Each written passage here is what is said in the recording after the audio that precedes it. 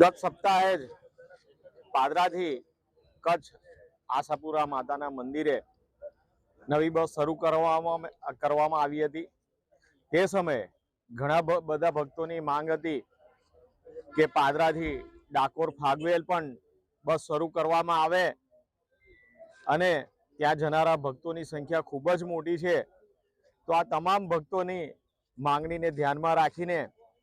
આજ રોજ નવીન 3 બસ સેવા શરૂ કરવામાં આવેલી છે, જેમાં એક બસ એ પાદરા ડાકોર ફાગવેલ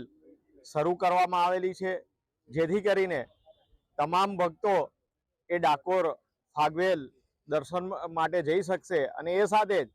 પાદરા ડેપોને નવી 2 બસો ફાળવવામાં આવી છે, જે પાદરાથી ડીસા અને પાદરાથી રાજકોટ એ એક્સપ્રેસ રૂટ પર એ રોજિંદી ચાલશે અને જેથી કરીને